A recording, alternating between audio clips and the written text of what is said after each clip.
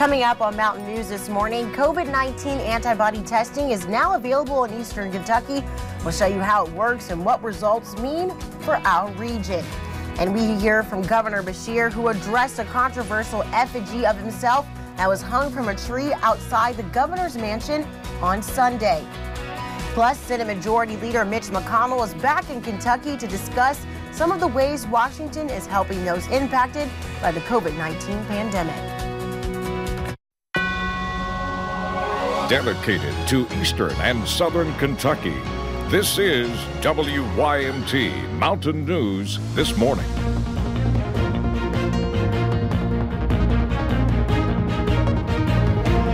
Good morning, I'm Lacey Roberts, and thank you for joining us on Mountain News This Morning.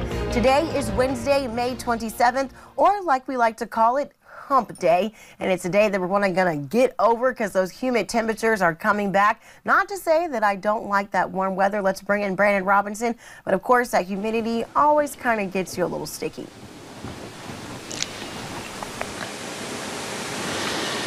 I always like to stay in the house, Lacey, when it's when it's humid like that. So this is not my kind of weather, but I know a lot of other folks enjoy it. So we'll take what the good Lord gave us. Let's take a look at our live pinpoint Doppler radar this morning, and you'll see again some scattered rain showers across parts of the area, but they're starting to kind of fizzle out. We'll see more of those as we head deeper into the daytime hours. Stonecrest Golf Course this morning in Prestonsburg. The clouds are around up that way. So again, some places the clouds are a little bit less, some places the clouds are a little bit more. So just kind of keep that in mind this morning as you head out. And you see where the clouds are as temperatures closer to 70 up toward Moorhead, Logan, Jackson this morning.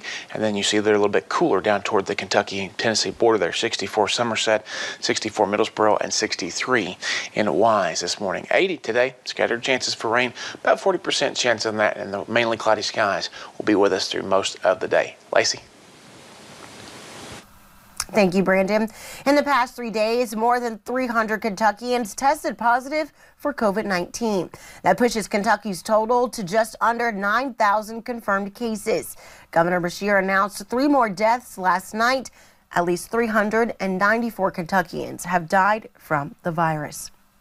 Primary Care Centers of Eastern Kentucky is now offering COVID-19 antibody testing.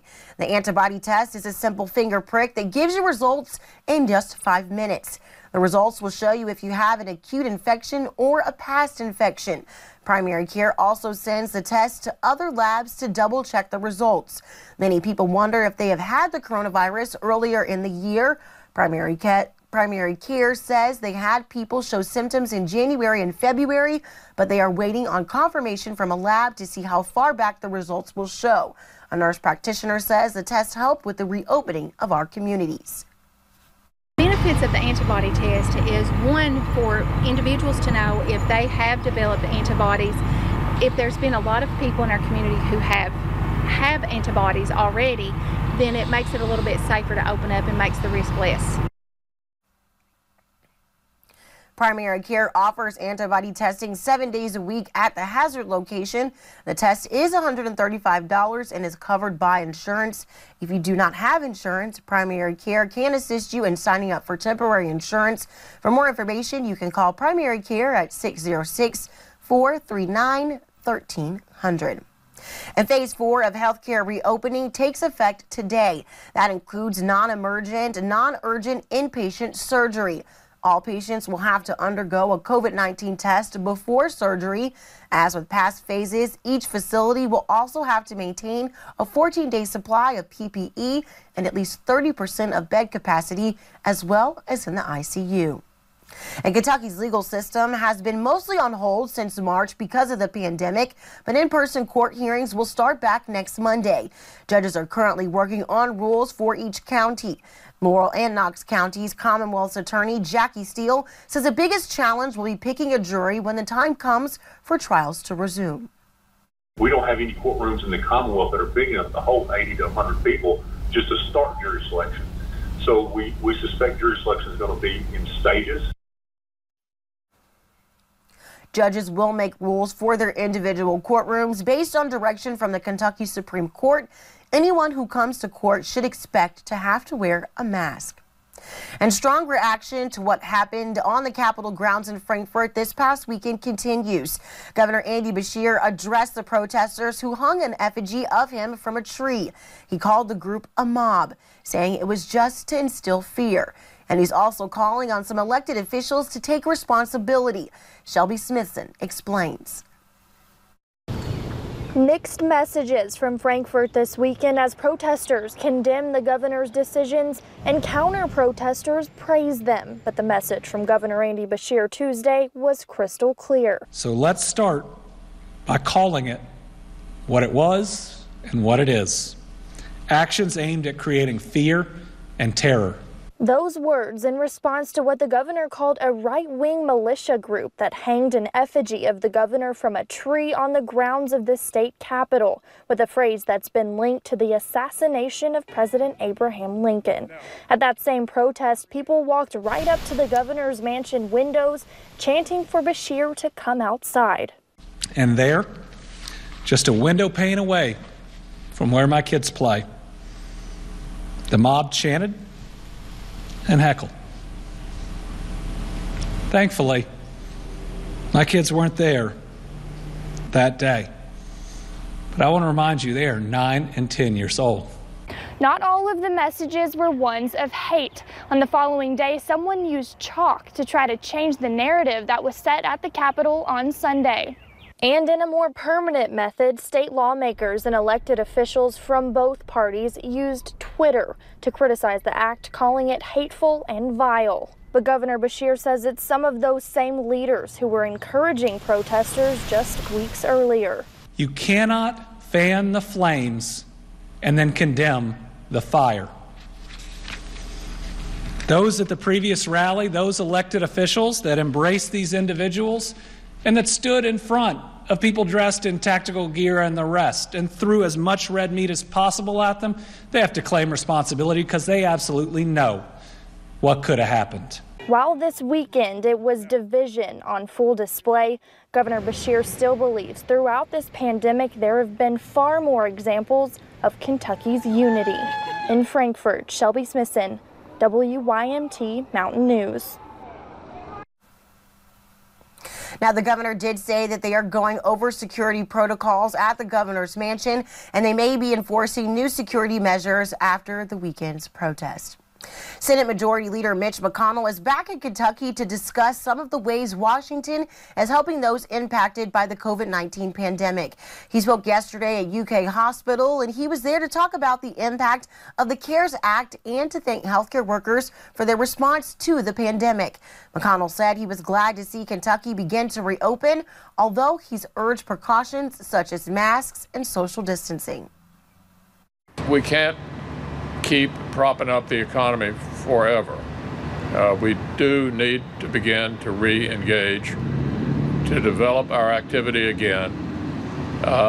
We had the best economy in 50 years in February, and now we have Depression-era unemployment in a very short period of time. McConnell also said that there was work ongoing to pass a second stimulus bill. He said with the previous one having only been passed in 1 week, there are mistakes made, and he wanted to try and correct some of them. Yesterday was the last day to register to vote in the June 23rd primary election. WYMT's Madison Pergram has more on how this primary election will be different thanks to the coronavirus pandemic and the options that you have to participate. In a normal election, people usually cast their vote at the ballot box. But this year, due to the pandemic, the June primary will look a little different. Actually, I've just been through 2 elections since I've been elected, but this one's definitely different. It's just crazy.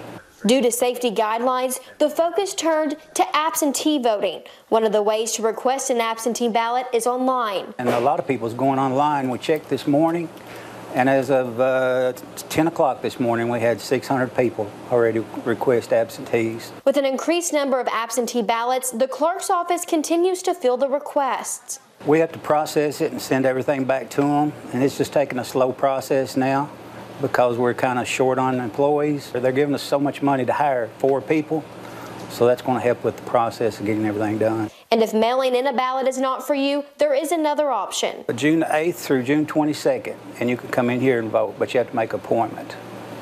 And a lot of people are already calling and making appointments because they want to do it in person. For all the ups and downs of this election cycle, Perry County Clerk Wayne Napier says they will work together to make Election Day a success. I've talked to a lot of the other clerks that's new also, and they're in the same boat I am in. So actually the older clerks are in the same boat also, so we'll get through it.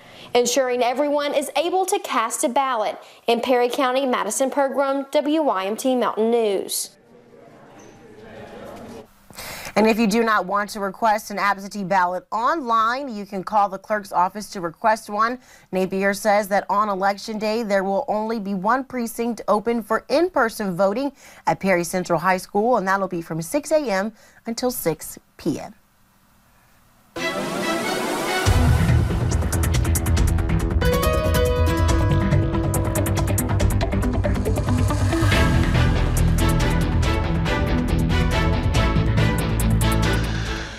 Well, we're scanning the skies this morning and not a whole lot of rain left over to tell you about. So let's take a look at some of our cameras on US 119, Whitesburg Pine Mountain there, daylight approaching. And again, no major issues in the overnight. We have not seen many reports of fog. The McKee camera had some fog on it earlier. We'll show you that here again in a few minutes. But temperatures, kind of the big story, very mild across the area this morning. Anywhere from between about 63 to almost 70 there in parts of the region. Of course, the warmer temperatures are where the clouds are, and the cooler temperatures are where the clouds maybe not as much are not. So that's the big story this morning. We'll take a look at how much different it is from this time yesterday. Here's the thing.